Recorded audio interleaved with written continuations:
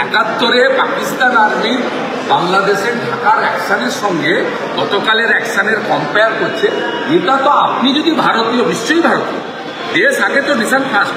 রাজনীতি তো রেকর্ড হয়েছে, রেকর্ডিংয়ের আমার কাছে আছে। আমি রেকর্ডিং আপনাদের গ্যালারিতে ছিলেন, রাত্র বসু বলছিলেন এনার টাইম, উনি শুরু করেছিলেন আপনার 2:06, ওনার টাইম ছিল 11 মিনিট, বাড়িয়ে বাড়িয়ে অনেক দূর বলেছেন।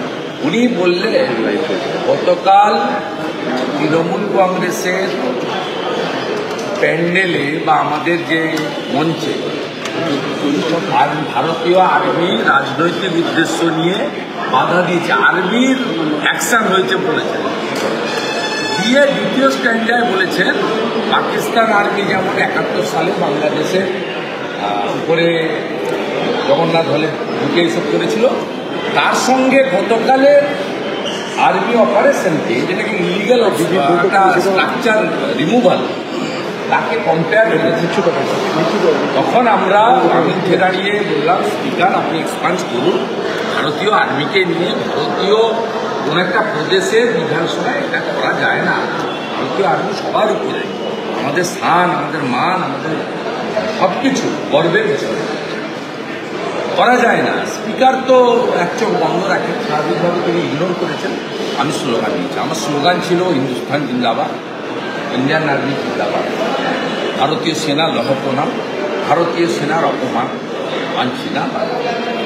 এই চারটে আমার স্লোগান ছিল। আমার দাবি ছিল ব্রাত্য বসু গতকালের আর্মির মেয়র রোডের অবৈধ স্ট্রাকচার ভাঙাকে কেন্দ্র করে যেভাবে আর্মিকে অপমান করেছেন এবং পাকিস্তানের 71 সালের যে অ্যাকশন তার সঙ্গে কম্পেয়ার করেছেন, দুটো একসঙ্গে করা যায় না। ঠিক আছে, এটা করা যায় না, এটা এই জন্যই সাসপেন্ড করে। এবং প্রস্তাবটা প্রথাগতভাবে আপনার আনেনি, প্রথাগতভাবে একজনকে প্রস্তাব করতে হয়, স্পিকার হাউসে রাখেন। এখানে স্পিকারই পার্টি হয়ে গেছেন। অরূপ বিশ্বাস কানে এসে বললেন হারিয়ে দিন, সাসপেন্ড করে দিন, সাসপেন্ড করে দিল। আমার বিধায়করা বললো চলুন আমরা সবাই বেরিয়ে যাই, আপনাকে লিডারকে যখন করেছেন। আমি চাইলে বসে থাকতে পারতাম, তাতে কী হতো, আমাদের যারা সিকিউরিটি মার্শাল তারা লো পে নেই করে, হাফ বেতন পান, ডিএ পান না, তাদের সঙ্গে আমার মারপিট হতো। বেচারীদের কষ্ট দিয়ে লাভ নেই। তাই আমরা যারা ছিলাম 30-35 জন বাইরে বেরিয়ে এসে সরকার স্লোগান করেছি এবং ব্রাত্য বসু যা বলেছে সবটা আছে। আমি এটা তো শোনাচ্ছি না আপনাদের, বলছি এটি বহুবার সাসপেন্ড করা। আমি গর্বিত ভারতীয়, ভারতীয় সেনার জন্য আজকে সাসপেন্ড করেছে। আজকের দিনের জন্য বেতন নেব না, ভাতাও নেব না। আমি গর্বিত ভারতীয়। গতকাল মুখ্যমন্ত্রী অ্যাকশনটাকে আপনারা প্রতিবাদ করেছেন, আজকে ব্রাত্য বসু নিয়ে প্রতিবাদ করছেন। বিধানসভার বাইরে কি কোনো কর্মসূচি? গতকালই রাত্রে আমরা তেরঙ্গা ঝান্ডা নিয়ে করেছি। আজকে শ্রমিক ভট্টাচার্য প্রদেশ সভাপতি, তিনি নির্দেশ দিয়েছেন এবং আমাদের সংগঠনের সাধারণ সম্পাদক অমিতাভ চক্রবর্তী সব মণ্ডলে একটি করে পথসভা করে এই বিষয়ে ধিক্কার জানানো এবং মমতা ব্যানার্জির মুখোশ খোলার জন্য আমরা কর্মসূচি নিয়েছি। পরবর্তী কর্মসূচি তো এলোপি ডিক্লেয়ার করে না, পার্টি ডিক্লেয়ার করে, যেমন আজকে হয়েছে, পরবর্তীকালে হবে। আমরা আমাদের যে লেজিসলেচাররা আছি, আমরা যেমন চাকরি চোর গদি ছোর, তার মেন অবজেক্ট এটাও থাকবে। আর ভারতীয় আর্মির অপমান মানছি না, মানব না। আজকে পুলিশ একটা গাড়ি আটকালো রাইটাসের সামনে।